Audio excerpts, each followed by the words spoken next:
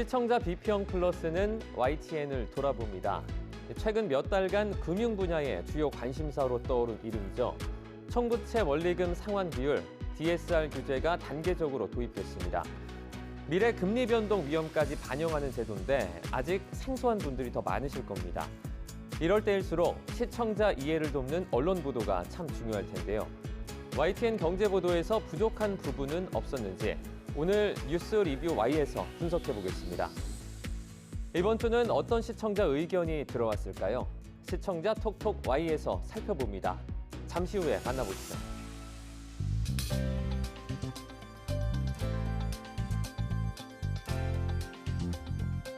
시청자 여러분 안녕하십니까? 정주영입니다.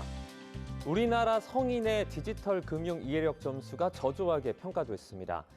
우리 국민의 강점인 디지털 활용 능력에 비해서 보안 관련 경각심은 다소 부족하다는 지표인데요. 공용 와이파이 불안전성에 대한 인지 부족이나 정기적인 비밀번호 변경 미이행 등이 해당된다고 합니다. 아마 귀찮다는 이유로 미루는 분들 많으실 텐데요. 디지털 강국으로서 자긍심도 있지만 내 소중한 자산인 개인정보와 직결된 만큼 더욱 예의주시하시고 이 보안에 특히 신경 쓰시길 바라겠습니다. 그럼 이번 주 시청자 비평 플러스 뉴스 리뷰 Y로 시작합니다.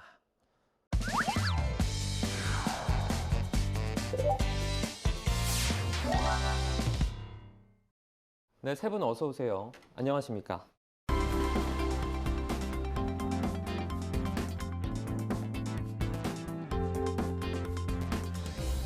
뉴스 리뷰 Y 시작해 보겠습니다. 먼저 조수진 시청자 평가원이 가져오신 오늘의 주제부터 들어봅니다. 최근 경기 침체로 자영업자, 서민들의 어려움이 계속되고 있습니다. 이런 가운데 은행권 주택담보대출을 대상으로 총부채 원리금 상환 비율 산정 시 일정 수준의 가상금리를 부과하는 스트레스 DSR 제도가 시행이 됐는데요. 시장에서 이와 함께 발생하는 여러 현상이 주목받고 있습니다. YTN에서도 관련된 보도가 이어지고 있는데요. 오늘 뉴스 리뷰 Y는 스트레스 DSR 관련 보도를 비롯한 경제 보도 살펴봅니다. 경제 소식은 늘 어렵기 때문에 뉴스를 진행할 때마다 계속해서 공부를 할 수밖에 없는 것 같은데요. 이제 스트레스 DSR 규제가 경제 뉴스에서 최근에 자주 보이고 있는데 이게 이름부터 좀 생소합니다. 그 전에 경제 전반을 좀 살핀 보도부터 분석해 보도록 하겠습니다. 평가원님. 네, 경제 전반 소식을 조금 더 그 민생에 초점을 둔 YTN 대담을 살펴보겠습니다. YTN은 24시간 뉴스를 전달하다가 보니까 그 전문가 대담을 통해 소식을 자세히 전달할 수 있다는 장점이 있죠.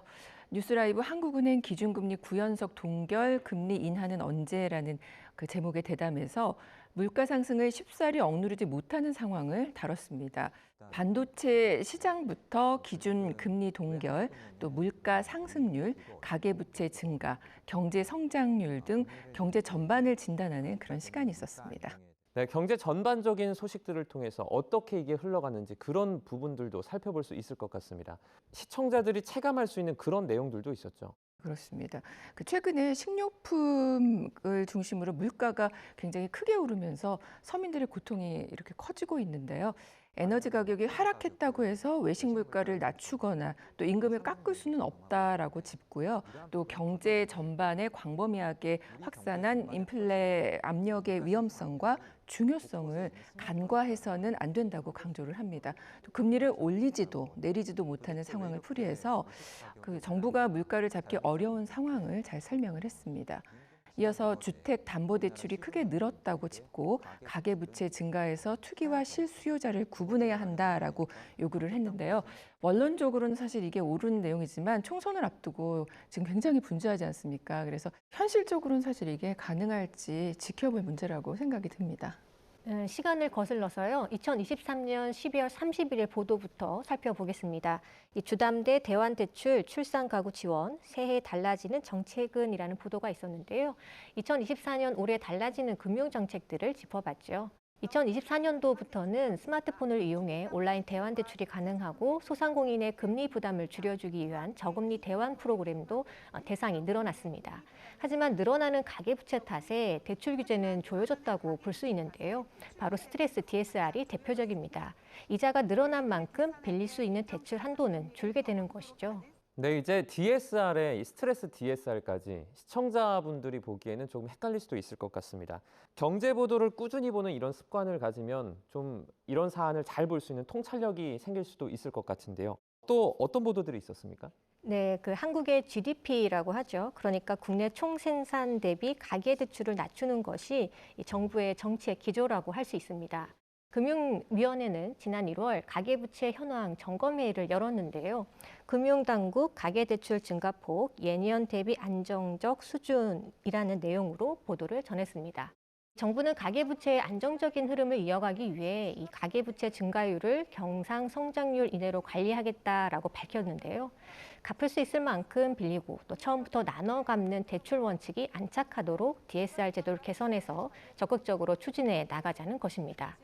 그리고 이것과 별도로 서민과 실수요 계층 등을 위한 자금 애로가 발생하지 않도록 필요한 지원 제도는 두겠다는 것이 정부의 기조라는 점을 알 수 있습니다. 자, 경제 뉴스는 가까이서 꾸준히 접하고 또 그 흐름을 따라가야지 이 내용을 손쉽게 이해할 수 있을 것 같아요. YTN을 시청한 분들이라면 다들 알고 계실 텐데 이 내용을 전한 YTN 보도도 살펴보겠습니다. 평가원님. 2월 25일 보도입니다. 주담대 금리 오르는데 내일부터 스트레스 DSR 도입이라는 제목의 보도였습니다. 부동산 전문가와의 대담이었는데요. 대담 다음 날부터 시행되는 스트레스 DSR 제도의 내용을 세부적으로 전했습니다. 특히 이제 이와 관련해 스트레스 DSR 개념과 그 효과 잘 짚어서 강화되는 대출 제도 잘 알 수 있었습니다. 이어 DSR 적용 이전과 또 이후 비교 모습을 시각적으로 잘 짚었고요. 대출 한도가 줄어든다는 점에 추후 침체 중인 부동산 시장과 관련한 그 영향에 관해서도 언급돼서 그게 굉장히 주목되는 부분이었습니다. 또 스트레스 DSR 시행 앞두고 서울 아파트 거래량이 반짝 상승했다라는 보도도 최근에 많이 이어졌었거든요. 그래서 부동산 시장 관련 현상도 관심이 많은 만큼 지속해서 다뤄주시길 바랍니다. 네, 전문가의 어떤 분석이 정말 중요한 만큼 전문가들이 출연하는 이제 대담도 좀 주의 깊게 봐야 될 것 같아요. 네, 그렇습니다. 뉴스라이브 보도였는데요. 밸류업 대책 공개, 증시 변동성 향방은이라는 그 제목의 보도였습니다. 경제평론가가 출연을 했는데요. 보면 그 기업 밸류업 프로그램, 또 코리아 디스카운트, 스트레스 DSR 등 참 어렵죠. 말만 들어도. 근데 이 어렵기만 한 경제 소식을 잘 다뤘는데요. 스트레스 DSR 적용에 대해서 언급한 내용을 좀 살펴보면 개념을 설명해서 시청자들의 이해를 돕고 대출 받을 수 있는 액수가 폭발적으로 감소하게 됐다라고 해설을 했습니다. 또 가계부채 누적 때문에 규제하는 것이라고 풀이를 했고요. 실질적 효과가 상당하겠지만 취약 차주에 대한 고민도 병행해야 한다라고 주문을 합니다. 이어서 옛날처럼 대출받기 어려운 만큼 대비가 필요하다라고 조언하면서 시청자의 주의를 이끌었습니다. YTN 대담과 또 보도를 통해서 스트레스 DSR에 대한 개념을 대략적으로 이해할 수 있었는데요. 가계부채가 확대되는 것을 억제하기 위해서 시행하는 정책이 있는데 DSR이 그중 하나인 거죠. 총부채 원리금 상환 비율이라는 것입니다. 기존에는 은행권을 중심으로 40%로 규제를 하고 있습니다. 즉 연소득 대비해서 1년 동안 갚아 나가야 될 대출, 즉 모든 총부채에 대한 대출 원리금의 상환액 비율을 40%로 한다는 것인데요. 1년 중에 갚아야 할 원리금이 총 대출금의 40%가 넘으면 대출을 추가로 하지 못하게 하는 것을 DSR 규제라고 할 수 있습니다. 이 정책 시행 전에 서둘러 대출을 하신 분들이 있으실 것 같고요. 또 앞으로 대출해야 할 상황에 처한 분들이라면 이 스트레스 DSR 규제에 대해서 잘 이해하고 또 대비하셔야 할 것 같습니다. 자, 주의를 전하는 당부의 목소리까지 담겨 있으면 더 유익할 것 같은데요. 어떤 보도들이 있었죠? 네, 3월 3일 보도였는데요. 주담대 스트레스 DSR 매수 심리 꺾을까 수요 자극할까라는 제목의 보도입니다. 스트레스 DSR 도입과 관련한 다양한 내용을 잘 정리해서 이해가 쉽게 정보를 제공합니다. 올해 안에 금리가 하향 조정될 거라는 기대감에 매수 심리가 조심스럽게 고개를 들고 있는 상황에서 회복세에 찬물을 끼얹는 건 은행권의 스트레스 DSR 도입이라고 설명하면서 전문가 인터뷰를 통해 매수 심리가 위축돼 집값 하락 요인으로 작용할 가능성과 또 반면 그 하반기 가상금리가 더 높아지기 전에 대출 수요가 몰릴 수 있다라는 전망까지 제시를 합니다. 네, 그 YTN 보도에서 알 수 있듯이 이 스트레스 DSR은 총량 규제 개념이기 때문에 이 빌릴 수 있는 액수를 줄인다고 생각하시면 됩니다. 당장 2월 초에 받을 수 있었던 대출 금액과 또 3월에 받을 수 있는 대출액이 달라지기 때문에 서두르신 분들이 있으셨을 것 같습니다. 앞으로는 돈 빌리는 액수가 줄어들게 된 것이라고 보시면 됩니다. 당장 집을 사려는 실수요자라면 대출로 목돈을 마련하기가 쉽지 않아진다는 의미겠지만 또 개인의 상환 부담을 고려해서 미리 한도를 정해서 실제 갚을 수 있을 정도로만 대출을 할 수 있으니까 빚을 덜 내게 하는 효과는 있을 것으로 예상을 할 수 있겠습니다. 정부는 실수요자들의 혼란을 막기 위해 이 스트레스 금리를 부분 반영하고 또 앞으로 점차 반영 비율을 늘려가기로 했습니다. 네, 이어서 3월 4일 보도입니다. 스트레스 DSR 도입 시작, 전세대출 DSR 적용은 언제라는 제목의 보도입니다. 단계적으로 시행된다던 스트레스 DSR이 전세대출에도 적용될 예정이라며 그 제도 시행의 양면을 들여다볼 수 있게 설명을 했습니다. 무분별한 전세대출로 전세 사기가 발생해 이를 통제할 수 있지만 무주택자 서민들의 주거 불안도 초래할 수 있다라는 입장도 같이 전했는데요. 무주택자 서민들에 대해 어떠한 안전 보장이 있는지 조금 더 자세한 정부의 설명이 있었다면 좋겠고요. 또 새로운 대출 규제 시행과 영향을 제시해서 소비자의 금융 정보를 추가할 수 있게 한 점 유익했습니다. 새롭게 나타나는 규제나 제도가 있을 때 보도할 때 정말 주의해야 할 부분인 것 같은데요. 사실 확인도 중요할 것 같고요. 자, 어느 부서도 다 마찬가지겠지만 늘 쉽지 않은 경제부 보도. 이 부분은 어떻게 주의해야 할까요? 네, 특히 이제 스트레스 DSR이 이번에 이제 그 새로 도입이 돼가지고 시행이 됐는데요. 도입 초기부터 이 용어를 많이 설명하고 이것을 도입하려는 정책 목표가 뭔지, 뭐 지금 가계부채가 너무 늘어나서 이걸 관리하는 차원인 것 같습니다. 그런 것도 설명을 해주고 또 기자도 설명했지만 이제 전문가도 저희가 모셔서 이제 이걸 설명을 좀 해설성으로 해드렸는데 특히 이제 이게 집값, 전세가 이런 거와 관련이 되기 때문에 사실 예민한 사안입니다. 이게 이자가 늘어나는 건 내 돈이 나간다는 뜻이기 때문에 그래서 이제 부동산 전문가 중에서 그리고 이제 또 금융을 잘 아시는 분 이런 분들을 저희가 모셨고요. 그런데 이제 이게 결국은 이제 전세 부담이나 집값 부담이 커지면 이제 사회적 취약계층의 이제 문제가 더 커지기 때문에 그 부담을 줄일 수 있는 정부의 대책은 뭔지 이런 것도 좀 관심 있게 보도를 했던 것 같습니다. 근데 아주 충분했다고 보지는 저도 않고요. 그런 평가가 나올 것 같고 그런 거를 주의해 가면서 이 정책이 실제 금융시장 혹은 이제 주택과 관련된 금융시장에 어떤 영향을 주는지 이 부분을 계속 저희가 챙겨봐야 될 것 같습니다. 자, 신용대출과 주택담보대출 서비스 확대 소식도 함께 전해졌는데요. 서민 이자 절감 효과에 방점이 찍힌 부분입니다. 자, 언론의 적극적인 보도가 더 중요할 것 같은데요. YTN 보도 어떻게 보셨습니까, 박사님? 네, 1월 31일부터 그 아파트뿐만 아니라 이 오피스텔과 빌라 그리고 단독주택 등 모든 주택에 대한 보증부 전세자금 대출을 더 낮은 금리의 그 신규 대출로 손쉽게 갈아탈 수 있게 됐습니다. 이 고물가 시대 이자 부담을 조금이라도 줄이고자 한다면 대출 관련 보도가 흡입력이 큰 보도라고 할 수 있는데요. 대출 전환 방법과 또 적용 범위, 또 예상되는 문제점을 YTN이 짚어본 보도를 내서 이해도를 높였습니다. 1월 31일 보도였습니다. 전세 대출도 갈아타기 시작, 서민 이자 부담 낮춤 보도를 보니까요. 전세 대출을 더 낮은 금리의 대출로 옮길 수 있다는 내용을 보도했죠. 다만 사람마다 상황이 다를 수 있기 때문에 사례자에 따라 유리한 대환 대출을 소개하거나 또 비교해주는 보도도 함께 준비하면 더욱 유익할 것 같습니다. 아마 정책 이해도를 높이는 데 더 도움이 될 것 같고요. 2023년 5월 말에 시작한 신용대출 갈아타기 규모가 2조 7천억 원이 넘었다고 합니다. 이 승인의 기준으로 주택담보대출과 신용대출 모두 이자율이 평균 1.6%포인트 낮아졌다고 하니까 반가운 소식일 텐데요. 이자가 1%, 심지어는 0.1%라도 내려간다면 이 서민들에게는 감사한 일이죠. 앞으로 은행권 대출금리 경쟁이 치열해지면 서민이자 절감 효과가 더 나타날 것이라고 전망할 수 있겠는데요. 금융정보에 또 접근성이 낮은 서민들에게 알기 쉽게 그리고 주의가 필요한 부분이 있다면 설명해주는 보도가 필요하겠습니다. 전세 대출 외에 또 이제 내용을 좀 살펴보면은요. 젊은 세대에게 크게 관심을 받은 내용인데요. 청년 도약 계좌 상품 소식을 전한 보도도 있었습니다. 은행권 청년 도약 계좌 중도 해지 이율 상향 등 혜택 마련이라는 제목의 보도에서는 청년 도약 계좌 혜택 확대 방침을 전했습니다. 앞선 아이템과 더불어 정보성을 기하면서 접근성을 높이는 가치가 있었는데요.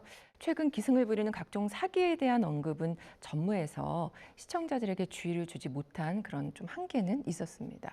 이어서 금리 낮춰줄게 대출 환승 노린 보이스피싱 기승이란 보도도 있었습니다. 주의를 요하는 내용까지 늘 함께 이렇게 다룰 필요가 있겠습니다. 고물가 시대를 맞아 이자 부담을 조금이라도 줄이고자 하는 욕구가 커지는 만큼 대출 관련 보도는 흡입력을 발휘할 수밖에 없는데요. 정부 정책 및 은행 상품 홍보, 또 정보성 전달에 그치지 말고 주의할 점까지 짚어주는 그런 구성이 바람직하겠습니다. 네, 이제 기사의 가장 근본적인 그리고 기본적인 어떤 역할 중에 하나일 겁니다. 정보 전달. 그런 부분에 조금 더 신경을 써야 할 것 같고요. 청년뿐 아니라 신혼부부, 신생아 특례대출 신청 관련 보도도 있었던 것이 기억이 납니다. 이어서 자영업자 대출 관련 보도도 있었는데요. 내용 어땠는지 박사님 살펴주시죠. 이번에는 그 개인 사업자 관련 대출 소식을 전한 보도를 살펴보겠습니다. 2월 26일 보도였죠. 자영업자 몰리는 인터넷 은행, 연체율 빨간불 제목입니다.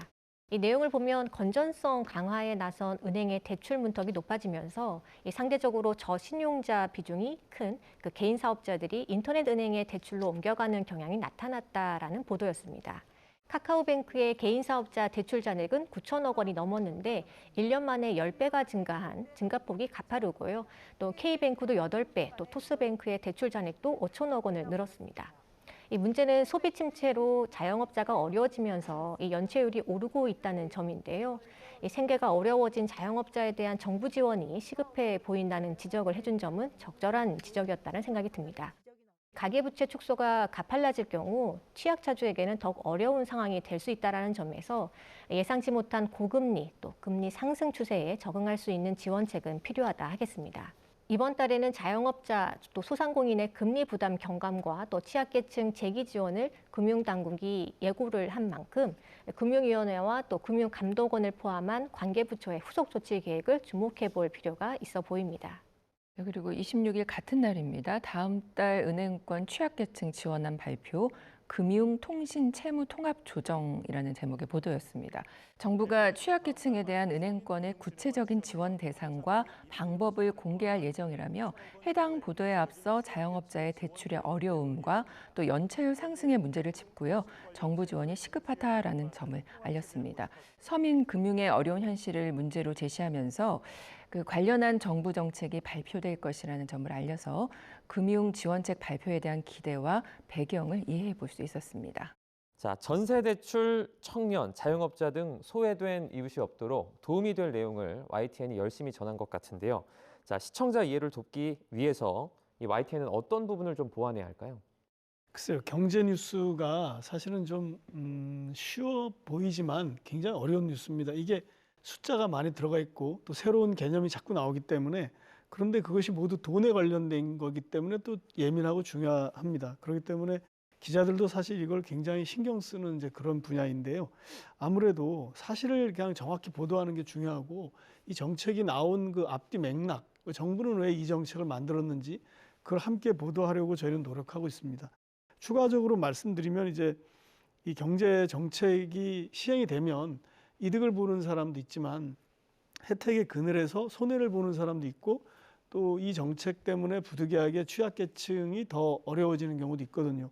그러니까 사실 언론에서는 이제 그런 부분도 같이 주목을 하는 것을 저희가 이제 좀 신경을 쓰고 있고, 그리고 이제 마지막으로는 이 경제 정책이 시행이 되면 이게 시장의 반응이 정책 입안자들의 생각과 같지 않을 수가 있거든요. 그럼 시장의 반응을 이제 기자들이 취재를 해서 그걸 다시 정책에 반영되도록 하는, 아까 예를 들면 뭐 취약계층에게는 정말 이 정책이 어떻게 전달이 되고 집행이 되는지 이런 것들을 취재해서 선순환의 효과를 보게 하는 역할, 그런 게 저희가 이제 항상 좀 더 집중하고 신경 쓰는 대목이라고 할 수 있습니다. 네.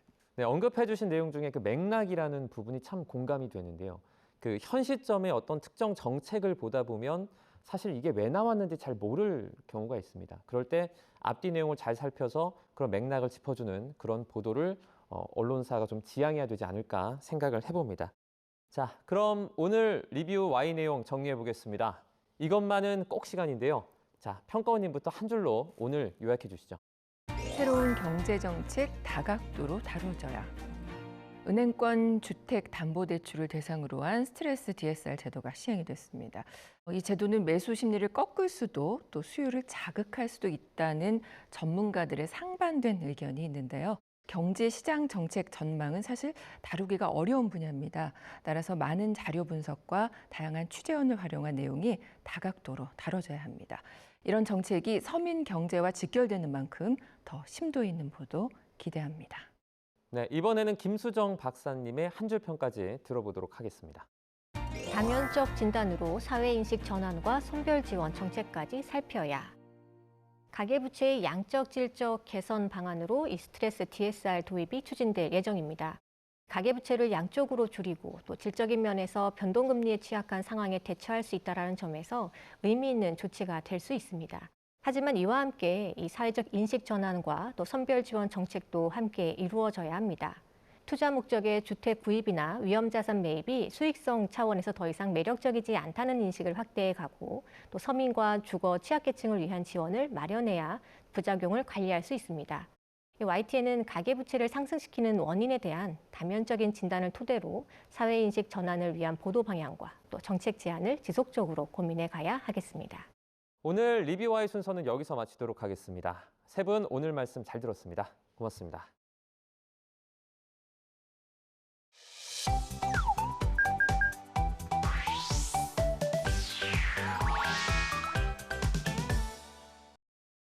YTN을 향한 시청자 의견이라면 모두 귀 기울여 듣고 답하는 이 시청자 톡톡 Y 시간입니다. 오늘 주목한 시청자 의견을 AI 앵커 Y온이 소개해드립니다. 지금 바로 만나보시죠. 안녕하세요. AI 앵커 Y온입니다. 오늘의 첫 번째 주제는 무인 전력에 대한 시청자 의견을 들어봤습니다. 자세한 내용 지금 바로 보시죠.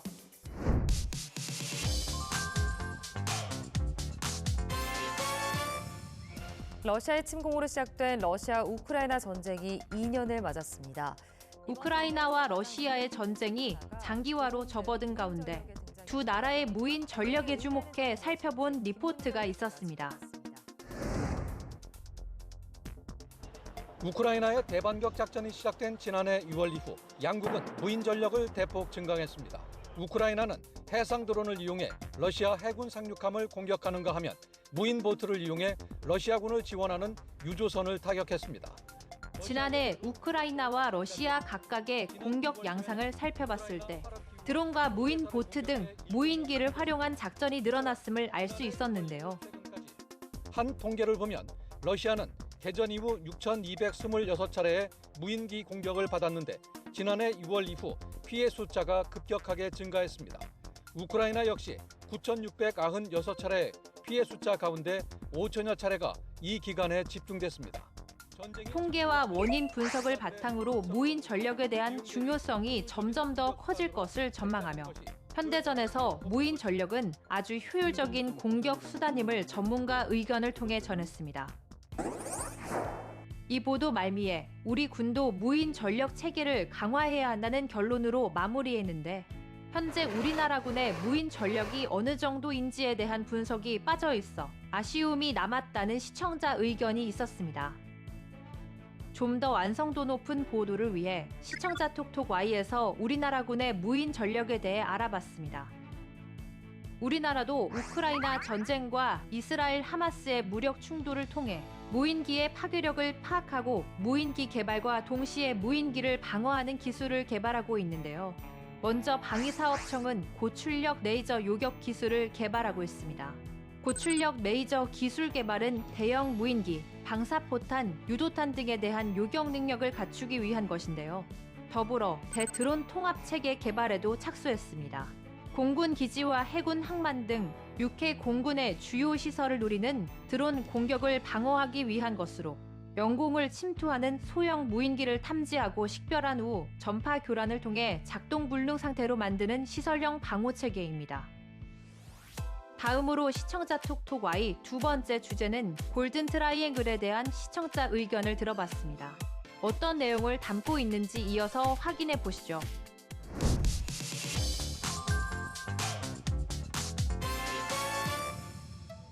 치안력이 잘 닿지 않는 동남아 골든 트라이앵글 지역에서 우리 국민을 감금해놓고 보이스피싱 같은 불법 행위를 시키는 취업 사기가 급증한 것으로 나타났습니다. 미얀마, 라오스, 태국 일대에서 우리나라 국민을 대상으로 취업 사기가 급증해 정부가 여행 금지 지역으로 지정했다는 소식을 알린 보도가 있었습니다. 한 취업 온라인 커뮤니티에 올라온 홍보글입니다. 해외 근무, 여행지 라오스, 인생 역전 필요하신 분, 월 1억 이상 가능. 항공권을 제공하고 숙식을 보장한다는 유인책도 빠지지 않습니다. 동남아 일대 취업 사기가 어떻게 시작되는지 실제 홍보글을 보여주고 피해 사례까지 전해 주의가 필요함을 알렸는데요. 골든 트라이앵글에서 취업 사기가 발생했을 때 부재가 어려운 이유를 전문가의 의견을 통해 상세히 전해드릴 수 있었습니다. 각 나라 중앙에서 거리가 멀어요. 소수민족들이 많이 살고 있고 거의 반독립적인 지위를 구축하면서 각 중앙에서의 통제가 없는 곳에서 도박, 마약, 각종 불법 활동들이 자행을 하고 있는데 이번 보도를 통해 해외 취업 사기에 대해 경각심을 높일 수 있었는데 동남아 골든 트라이앵글 지역이 정확히 어떤 곳을 말하는 것인지 구체적인 설명이 있었다면 이해가 쉬웠을 거라는 시청자 의견이 있었습니다.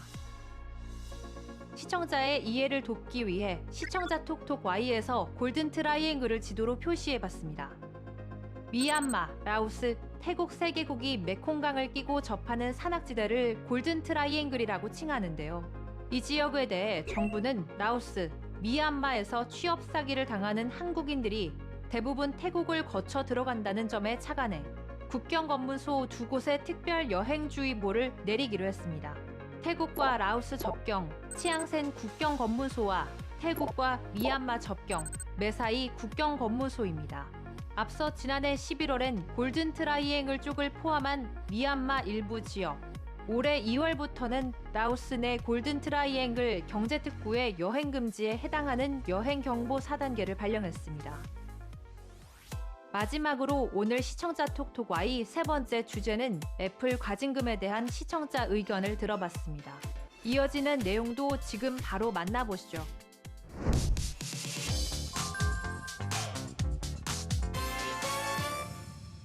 유럽연합 EU가 미국 기업 애플에 우리 돈으로 무려 2조 7천억 원에 이르는 과징금을 부과했습니다. 애플이 반독점법을 위반해 엄청난 금액의 과징금을 부과했다는 소식을 담은 리포트가 있었습니다. EU가 반독점법을 근거로 애플에 과징금을 부과한 것은 이번이 처음입니다. 소비자가 더 저렴한 구독 서비스를 이용할 기회를 차단하는 등 불공정 관행을 일삼았다는 것이 이유입니다. 애플은 EU 회원국인 스웨덴 기업 스포티파이의 주장만 반영된 조사 결과라 공정하지 않다며 반발했습니다. 애플이 과징금을 내게 된 구체적인 이유와 EU의 조사 결과를 받아들이지 못한다는 애플의 주장도 함께 전해왔는데요.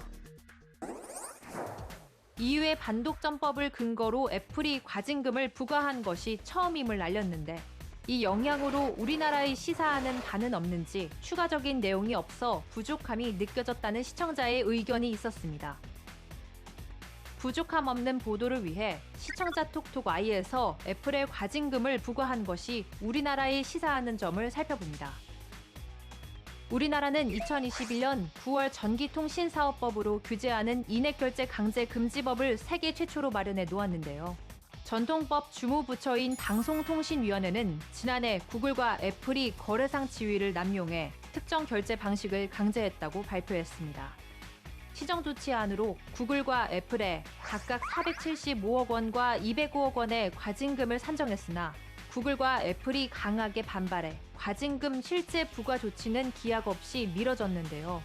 애플에 대한 EU의 제재가 이뤄지면서 국내에서도 인앱 결제 행위에 대한 비슷한 제재가 내려질 것이라는 전망이 나오고 있습니다. 애플의 독점이 장기화된다면 유럽과 우리나라에서 요구되는 앱 또는 구독 서비스 가격 차가 심각하게 벌어질 수 있다고 합니다. YTN 방송의 부족한 부분을 채우는 시청자 톡톡 Y 시간. 다음 주도 다양한 시청자 의견과 함께 돌아오겠습니다.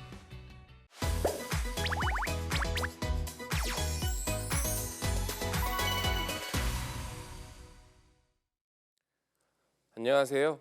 YTN DMB 시청자평가원 고두입니다.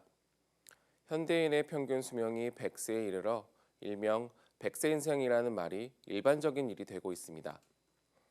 과거에 비해 깨끗해진 환경과 건강한 먹거리 등으로 삶의 질이 향상되고 있는데요.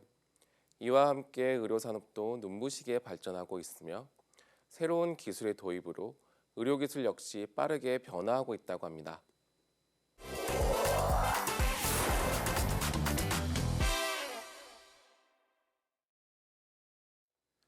황금 나침반은 최근 주목을 받는 화제의 현장이나 다양한 생활정보, 첨단 기술, 과학 상식 등을 통해 색다른 정보를 전하고자 하는 프로그램인데요.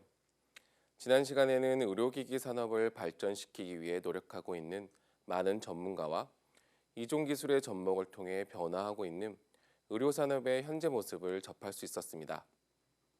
가장 먼저 보건복지부, 식품의약품안전처 등의 국가기관이 의료기기 연구 개발에 전 과정에 통합 지원을 하고 있다는 내용을 접할 수 있었습니다. 그 중에서도 올해 2024년에는 25개의 후보 과제가 신청되었고 그 중에서 10개의 대표 과제가 선정되었다는 내용이 이어졌습니다. 의료산업에도 적용되는 확장현실 기술의 활용으로 환자와 의료진에게 보다 정밀하고 안전한 의료기기를 제공한다는 내용이나 자동화 공정을 통해 더 저렴하고 많은 채널을 만들 수 있다는 내용 등을 간략히 접할 수 있었는데요. 사업이 추구하고 있는 핵심 가치에 따라 다양한 의료사업 과제가 운영되고 꾸준한 연구 개발이 되고 있음도 알 수 있었습니다. 다음으로 소개된 내용은 앞서 10대 대표로 선정된 기업들 중에서 혈액투석 제품을 생산하는 기업에 대한 부분이었습니다. 혈액투석은 필터를 통해 불순물을 제거하는 과정으로 오염에 취약할 수밖에 없다고 합니다. 총 4단계의 엄격한 공정으로 필터를 생산하고 있는 기업이 소개되었는데요. 각각의 공정에 대한 자세한 설명과 영상이 더해졌습니다.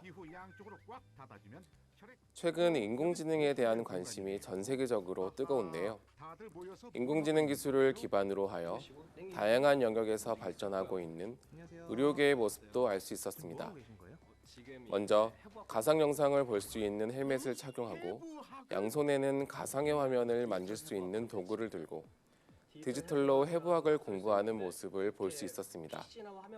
해부학은 실제 인체나 동물을 이용하여 진행되는 경우가 많아 윤리적 문제가 뒤따르곤 합니다. 하지만 확장현실 기술을 응용하여 가상 환경에서 해부학을 공부한다면 이러한 윤리적 문제의 해결도 가능하며 더 나아가 반복적인 학습도 가능하다는 부분이 매우 인상 깊었습니다. 가상 환경의 VR 기술 외에도 세계 최초 AR 수술 내비게이션 플랫폼의 소개도 흥미로운 부분이었습니다. 흑백의 2차원 의료 영상을 3차원 입체 컬러 영상으로 변환이 가능하다고 하는데요. 3차원 환경으로 구성된 환자를 보면서 수술을 설계할 수 있는 등 의료 분야에 있어 필수적으로 사용해야 하는 영상 활용의 범위가 확대되고 있음도 알 수 있었습니다. 건강은 우리가 삶을 영위하는 데 있어 꼭 필요한 영역입니다. 우리 스스로 건강관리를 하는 것도 중요하지만 진화하는 의료산업을 경험하고 꼭 필요할 때 활용하는 것이 더욱 건강하고 향상된 삶의 질을 만들어가는 과정이 될 것 같습니다.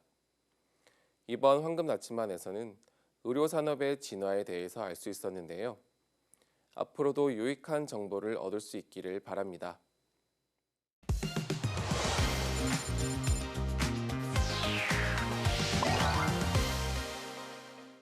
시청자 목소리로 YTN을 되돌아봅니다. 방송에 대한 여러 의견들 SNS와 홈페이지를 통해서 남겨주시고요.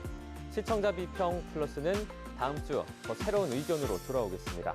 시청해주신 여러분 고맙습니다.